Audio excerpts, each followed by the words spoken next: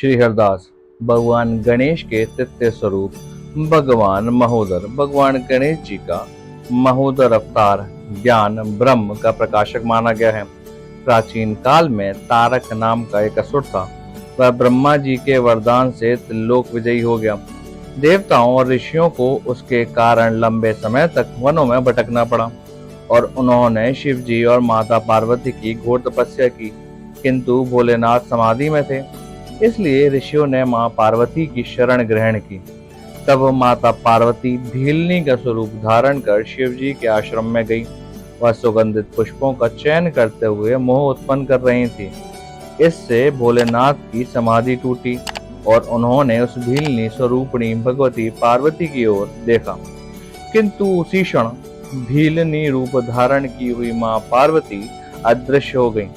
तब शिव के द्वारा उग्र पुरुष मोह उत्पन्न हुआ। वह अत्यंत सुंदर और मानी थी। ध्यान से पार्वती माता की लीला को समझ महादेव जी ने कामदेव को श्राप देकर भस्म कर दिया। श्राप से मुक्त होने के लिए कामदेव ने भगवान महोदर की कठिन उपासना की।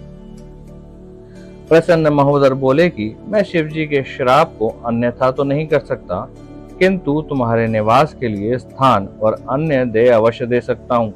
तदंतर भगवान महादेव जी ने कामदेव को उसके रहने के स्थान बताए, जो इस प्रकार हैं। यौवन, नारी और पुष्प कामदेव के निवास स्थान हैं। गायन, मकरंद रस, पक्षियों के मधुर कलराव, उद्यान, बसंत और चंद नादी कामदेव के आवास हैं।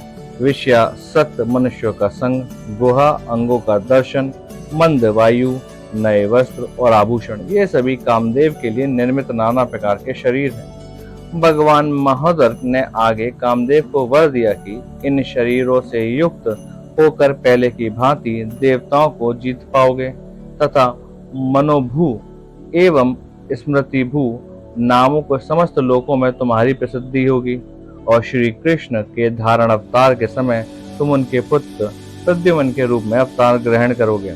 शिवपुत्र कार्तिकेय जी ने भी एक बार षडाक्षर विधान से गणेश जी की उपासना की थी। तब भगवान महोदर ने उन्हें वर प्रदान किया कि तारकासुर का वध आप ही करोगे। भविष्य में तारकासुर का वध कार्तिकेय जी ने किया और देवताओं को संतोष प्रदान किया। उधर मोहासुर नामक असुर ने शुक्राचार्य से शिक्षा ग्रहण कर सूर्य देव की साधना आरंभ कर दी, जिससे प्रसन्न होकर सूर्यदेव ने उसे रोगहीन और सर्वत्र विजयी होने का आशीर्वाद प्रदान किया। वर प्राप्त करके मोहासुर ने अपने आतंक मचाना शुरू कर दिया। देवता और मुनि गिरी एवं कंदराओं में छिपने लगे। इसी मध्य उसने प्रमादासुर की पुत्री मदिरा से विवाह कर लिया। सभी प्रकार का धर्माचरण और वर्णाश्रम धर्म भंग हो गए। तब भगवान सूर्य ने देवताओं को एकाक्षर विधान से गणेश जी का पूजन और आह्वान करने का परामर्श दिया। देवताओं और ऋषियों ने कष्ट सहकर भगवान महोदर की भक्ति पूर्वक पूजन और आह्वान किया। भगवान महोदर प्रकट हुए और उन्होंने कहा, मैं मोहासुर का वध करूंगा, आप निश्चिंत रहें। इसके पश्चात भगवान महोदर अपने वाहन मूषक पर सवार होकर मोहासुर का वध करने के उद्देश्य से आगे बढ़े। देव ऋषि नारद जी ने यह सूचना मोहासुर को दी तथा उन्होंने मोहासुर को भगवान महोदर का महात्म्य समझाया।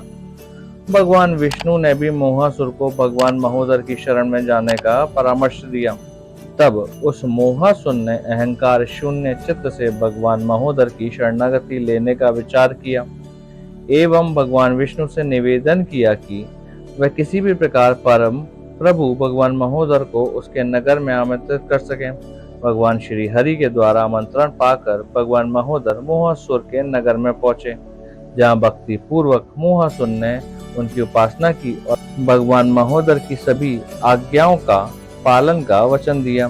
मोहासुर का भय समाप्त होते ही देवता, ऋषि, सधर्म परायण स्त्री पुरुष सुखी हो गए और धर्म का शासन पुनः स्थापित हो गया।